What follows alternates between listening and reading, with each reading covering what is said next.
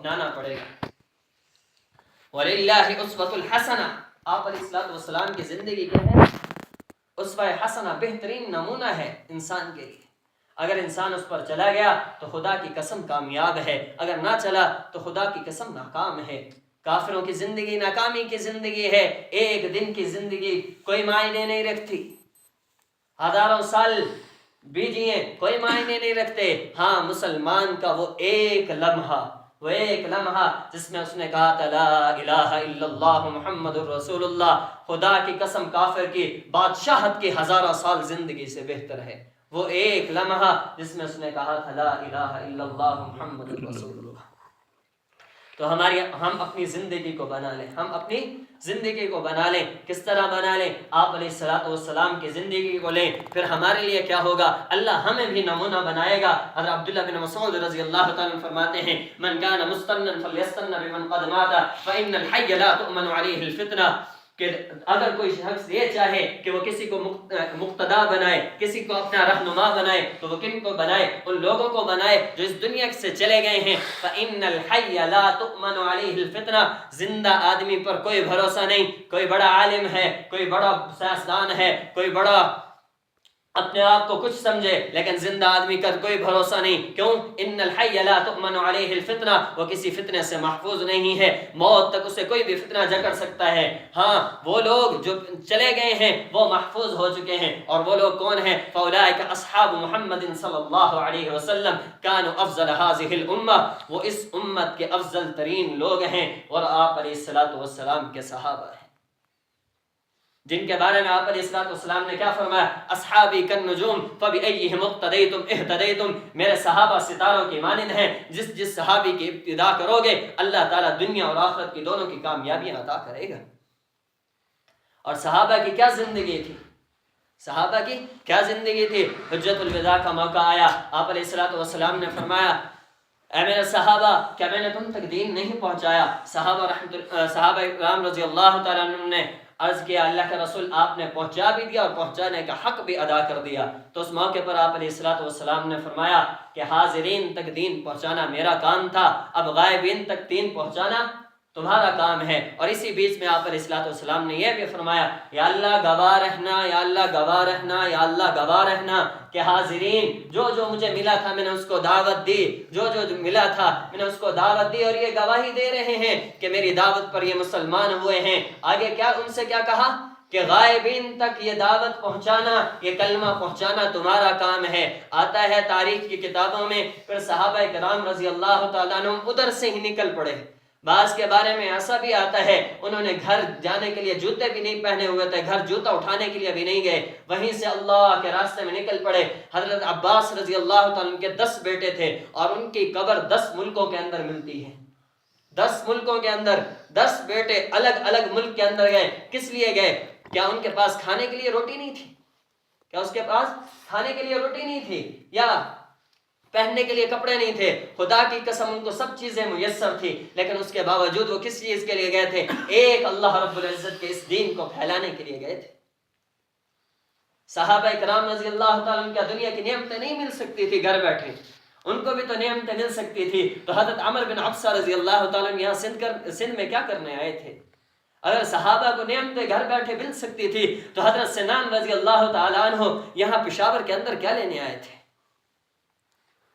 سوچنے کی بات ہے میرے بھائیوں کہ وہ صحابہ جن کے بارے میں اللہ گواہیاں دے رہا ہے والسابقون الاولون من المہاجرین والانصار والذین اتبعوهم باحسان رضی اللہ عنہم ورضوا عنہ، رضی اللہ عنہم ورضوا عنہ کا یہ سرٹیفکیٹ ایک بہت معنی ہے کہ جو جنتی کو جنت کے جانے کے بعد ملے گا، جب اللہ موت کا جو مینڈا ہے اس کو ذبح کر دیں گے اور اس کے بعد کہیں گے آج موت کو بھی موت مل گئی، جو جنت میں ہے وہ ہمیشہ جنت میں، جو جہنم میں ہے وہ ہمیشہ جہنم میں۔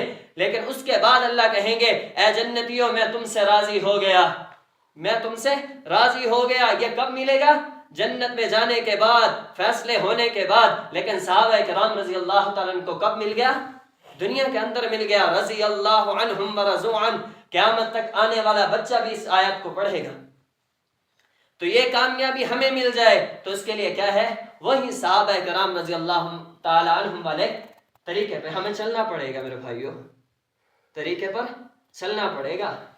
1,24,000 صحابہ کرام جو حجت الوداع کے موقع پر آپ علیہ الصلوۃ والسلام کے سامنے تھے، اور تاریخ اٹھا کر دیکھو تو اس سے دگنے تھے جو اس سے باہر تھے، اس سے دگنے اس سے باہر تھے۔ ایک کتاب کے اندر میں نے پڑھا 5 لاکھ سے زائد صحابہ کرام کی تعداد تھی، لیکن ان اتنی بڑی تعداد اور مکہ اور مدینہ کے اندر صرف 10,000، مکہ اور مدینہ کے اندر صرف 10,000 کی قبریں ہیں۔ اور کہاں چلے گئے؟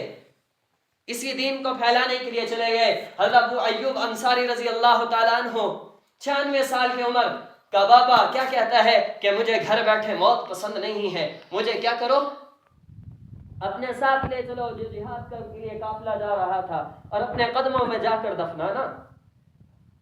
ایک مدینہ شریف کے اندر، مدینہ جیسی دنیا کے اندر کوئی جگہ نہیں ہے۔ علماء فرماتے ہیں کہ مدینہ کی جو جگہ ہے یہ بیت اللہ کی جگہ سے افضل ہے۔ بیت اللہ اللہ کا گھر ہے، اور مدینہ کیا ہے؟ آپ علیہ الصلوۃ والسلام وہاں آپ کی جسم مبارک موجود ہونے کی وجہ سے، اور وہ مٹی آپ علیہ الصلوۃ والسلام سے مل گئی، اس کی بدولت علماء فرماتے ہیں یہ مدینہ منورہ کی جو زمین ہے یہ بیت اللہ سے افضل ہے۔ اور ابو ایوب انصاری اس بیت اللہ کی زمین کو چھوڑ کر استنبول کیا کرنے گئے تھے؟ استنبول کے اندر کیوں قبر کھدوائی اپنی؟ یہاں نہیں کھدوا سکتے تھے مدینہ کی قبر، جس کے بارے میں حضرت عمر رضی اللہ تعالیٰ عنہ بارہا دعا کرتے تھے، اللہم انی اسألک شہادتا و موتا فی بلد رسولک، اللہ مجھے شہادت بھی دے اور دے بھی کیا ہے؟ محمد صلی اللہ علیہ وسلم کے شہر میں دے، اپنے رسول کے شہر میں موت دے۔ تو میرے بھائیو اتنی بڑی موت، اتنی بڑی جگہ کو چھوڑ کر وہ بندہ وہاں کیا کرنے گیا تھا؟ آخر کوئی چیز تو تھی اسے جو لے گئی تھی۔ آج ہم اپنے گھروں میں بیٹھے رہیں اور ہم کہیں کہ ہمارے اوپر کوئی پوچھ نہیں ہوگی، قیامت والے دن ہاں پوچھا جائے گا۔ کافر ایک ایک کا گروان آ کر پکڑے گا، ایک ایک کا گروان آ کر پکڑے گا۔ ہاں آپ علیہ الصلوۃ والسلام جب کہیں گے، اللہ پوچھیں گے فَلَنَسْأَلَنَّ الَّذِينَ أُرْسِلَ إِلَيْهِمْ وَلَنَسْأَلَنَّ الْمُرْسَلِينَ، اللہ فرماتے ہیں کہ میں پوچھوں گا کہ تمہارے پاس کوئی رسول آیا تھا، لوگوں سے پوچھوں گا کہ تمہارے پاس کوئی رسول آیا تھا، پھر ان رسولوں سے بھی پوچھوں گا کہ تم گئے تھے یا نہیں گئے تھے۔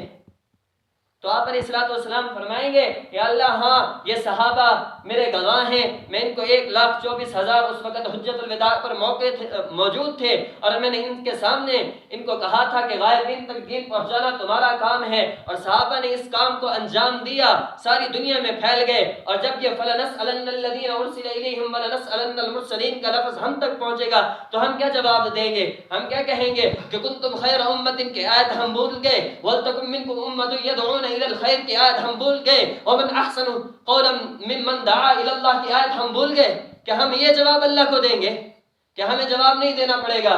میرے بھائیو جتنا وقت ملے اپنے وقت میں سے نکالو اور اللہ کے راستے میں نکل جاؤ، اور تاکہ یہ حجت ہمارے خلاف کھڑی نہ ہو قیامت کے دن، یہ حجت ہمارے خلاف کھڑی نہ ہو۔ کافر کیا کہیں گے کہ دنیا کے اندر 7 ارب لوگ ہیں، 7 ارب سے بھی اب زیادہ ہو چکے ہیں، ان میں سے تیسرا حصہ بھی مسلمانوں کا نہیں ہے، تیسرا حصہ بھی مسلمانوں کا نہیں ہے۔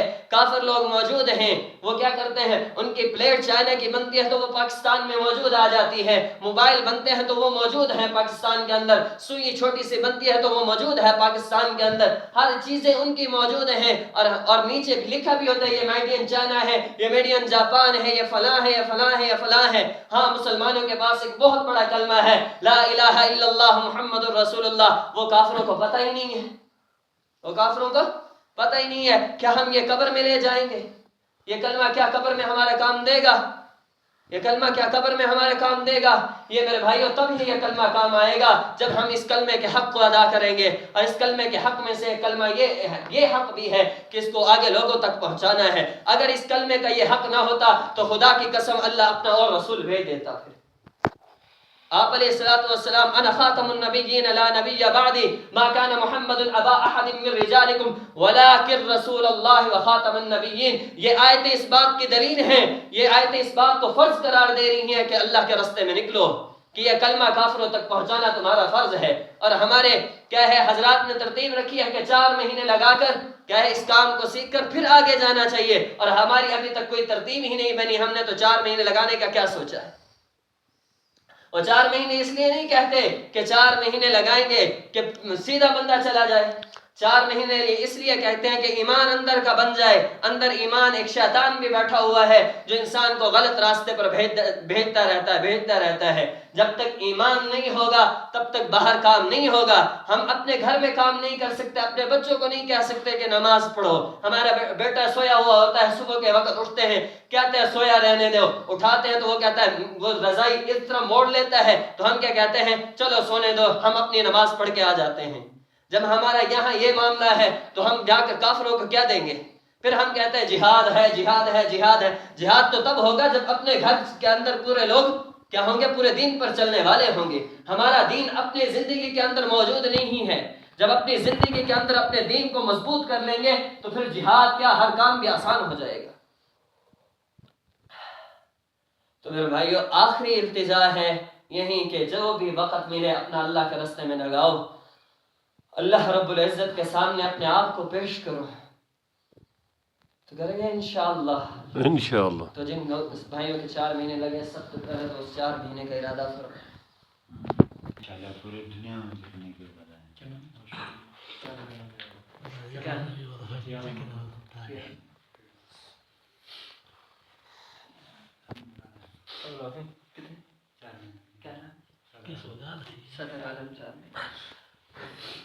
انشاءاللہ کاش پورا کر کے سال کی ارادہ ہے نا.